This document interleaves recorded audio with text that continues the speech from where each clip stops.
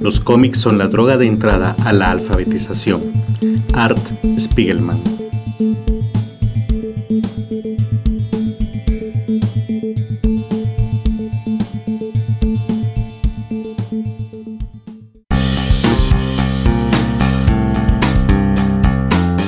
Aquí comienza Charlas Literarias, un espacio para hablar de libros y literatura.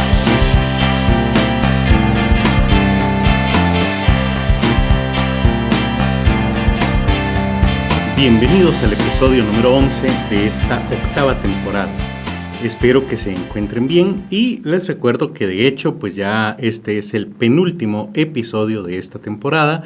Esto debido a que pues ya viene Filgua, la Feria Internacional del Libro en Guatemala, y esto pues nos absorbe bastante tiempo para poderle dedicar a la investigación y a la producción del podcast como ustedes se lo merecen. Así que vamos a hacer una pausa, vamos a dar por terminada ya el próximo episodio, la octava temporada, y nos vemos pronto en la novena.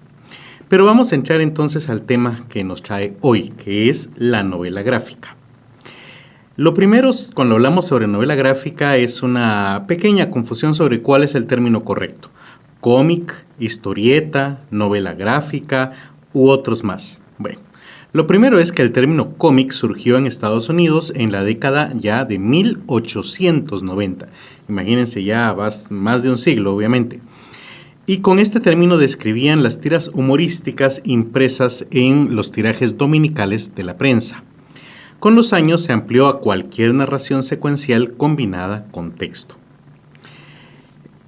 El origen europeo de los cómics también fue paralelo, concretamente gracias a Rodolphe Toplen, quien publicaba las aventuras de M. Box Boys, perdonen ustedes, pero no sé hablar francés, que se publicaban allá por 1837. Usualmente los hispanohablantes las llamamos historietas, bande dessinée en francés, manga en japonés. Básicamente las diferencias son culturales, aunque se trata del mismo principio.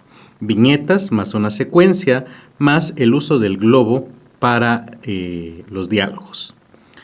Una novela gráfica es, en palabras de Will Eisner, un libro completo que usa el arte secuencial para contar una historia extensa con ambición literaria. Bueno, concretamente hay algunos temas que son importantes a la hora de definir una novela gráfica. El primero es su extensión. Debe ser igual o mayor a la de un libro corto. Estamos hablando de entre 70 a 250 páginas. Otra característica importante es la trama unitaria. No son tiras autoconclusivas y esto es algo muy importante. Además, también se publican en tomos y no se trata de una revista periódica, como muchas veces pensamos en Latinoamérica, quienes no tuvimos tanto contacto en nuestra juventud con este género. Y otra diferencia importante también es la profundidad temática, ya que busca el mismo impacto que una novela textual, por así decirlo. Bueno, también cuando hablamos de este género, la novela gráfica, es importante tener claro el lenguaje gráfico o los conceptos que la componen. Por ejemplo, ya hablamos de la viñeta, que es la unidad mínima, que se trata de un cuadro de texto que contiene, de un cuadro que contiene imagen y texto. Por ejemplo, las viñetas grandes llevan un ritmo lento, mientras que las series pequeñas llevan a la velocidad de la lectura. Otro término importante es el espacio interviñeta, que se refiere al silencio donde el lector infiere una acción. Por ejemplo, en la novela gráfica Maus, el desplazamiento de Vladek en bicicleta ocurre entre dos viñetas, por así decirlo. Vamos a hablar más adelante de esta obra. Otro elemento importante es la cartela, que es donde un narrador externo, que usualmente es una tercera persona, o una voz interior, se expresa para narrar, obviamente. Por ejemplo, la introducción bélica en Persépolis, que vamos a hablar de esto también. O, por ejemplo, el inicio de Guerra de las Galaxias, donde sale este texto oblicuo para iniciar la obra y entender el contexto. Básicamente eso sería una cartela. Tenemos también el globo de diálogo, que es el que da voz a los personajes. Forma y trazo transmiten el tono de esa voz. Por ejemplo, los globos zigzagueantes dan a entender que el personaje está gritando. Otra característica importante en la novela gráfica es el registro cromático, o sea, los colores que se usan. En otras palabras, el uso del blanco y negro en contra del color. Esta es una decisión semiótica por parte del artista gráfico. Usualmente, por ejemplo, el blanco y negro en la novela Maus evoca fotos de la época y en Persépolis la xilografía persa, por darles unos ejemplos famosos. Y por último, la metáfora visual, donde básicamente se emplea la imagen y no el texto para dar la carga simbólica.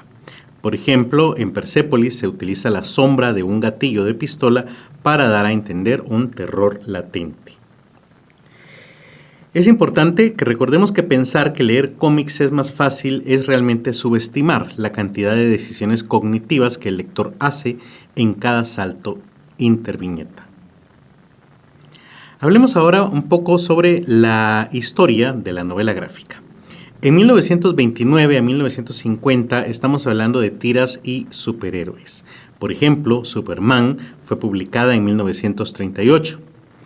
En la década de 1960 al 70 es la época underground y la politización, con obras como Zap Comics de Robert Crumb, que habla sobre la contracultura, y en Latinoamérica El Eternauta, publicada en 1957, que se trata de una metáfora contra dictaduras. Es importante aquí señalar, obviamente, que en Netflix, la cadena de streaming o la plataforma de streaming, acaba de lanzar precisamente una adaptación visual de El Eternauta, bastante buena. Yo la acabo de ver hace muy poco tiempo y de ahí también la inspiración para este episodio, y completamente recomendable tanto la novela gráfica como la adaptación, pero obviamente acá les recomendamos leer primero la novela gráfica. En 1978 podemos hablar del nacimiento oficial del término. Y por ejemplo, A Contract with God de Will Eisner retrata la vida judía en el Bronx. Y estamos hablando de un estilo más bien de realismo adulto. Entre 1980 y 1990 es la era de la desmitificación. Por ejemplo, obras como Watchmen y The Dark Knight Returns critica al héroe mesiánico y además presenta un coloreado sofisticado. En 1992 es la canonización académica. Se le otorga el premio Pulitzer a Art Spiegelman, el autor de Maus, y también tenemos los primeros cursos universitarios de los estudios de novela gráfica. Del año 2000 a la actualidad podemos hablar de una época de diversidad global.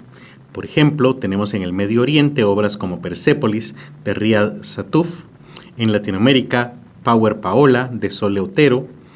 También se ha hecho pruebas, o experimentos en el periodismo gráfico con Joe Sacco, y tenemos también, por supuesto, la webcomic y tapas digitales que se publican en sitios web que permiten la edición y creación de este tipo de obras.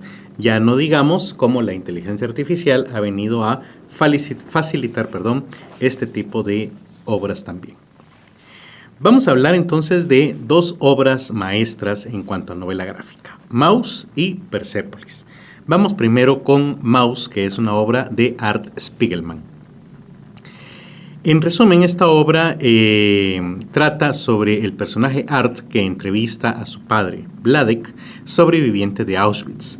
El relato alterna entre 1930 y 45 a escenas entre 1978 y 1985 en Queens, Estados Unidos. El estilo es zoomorfista, donde los judíos están representados por ratones, los nazis por gatos y los polacos por cerdos. También tenemos el uso del blanco y negro como una línea limpia y viñetas que ocupan varias páginas. Los temas que se abordan en Maus son la memoria traumática, la culpa filial y el conflicto entre padre e hijo, y la representación del Holocausto. Hay una viñeta clave, por ejemplo, donde Art se dibuja con máscara de ratón, lo cual implica una autorreflexión sobre la representación. Describe visualmente para la audiencia este sentimiento. En 1992, como ya les dije, se ganó el Pulitzer como premio especial de cartas y ha tenido más de 30 traducciones a diferentes idiomas y además enfrentó la censura en el año 2022 cuando en el Distrito Escolar de Tennessee se le prohibió por contener profanidades. Esta obra ha dejado un gran legado porque normaliza el cómic testimonial adulto e influye en Bechdel, Krug y Sacco, que son otros autores de novelas gráficas. La otra obra importante es Persépolis, de Marjane Satrapi. Esta obra trata se publicó en 4 tomos entre el año 2000 y el 2003. Trata sobre la infancia de Margie en Teherán, en una época posterior al Shah.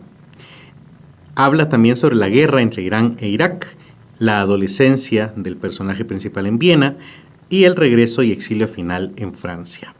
En cuanto al estilo, tenemos el uso de únicamente blanco y negro, trazos gruesos, contraste alto, influencia de una miniatura persa y el uso intensivo de siluetas y marcos ornamentales.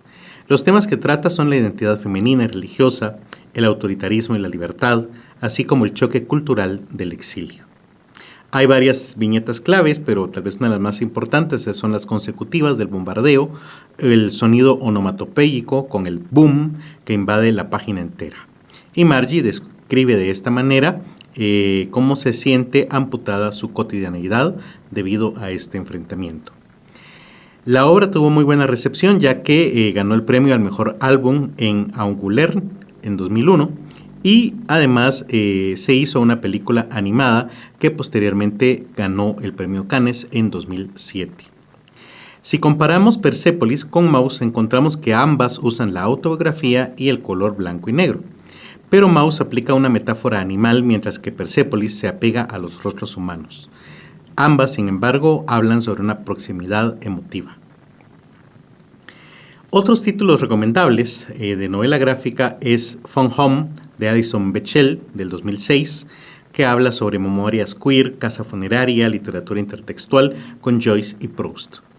También tenemos Palestina, de Joe Sacco, publicada en 2001, que es periodismo gráfico, donde se abordan entrevistas que hizo el autor en la Franja de Gaza a un estilo casi documental.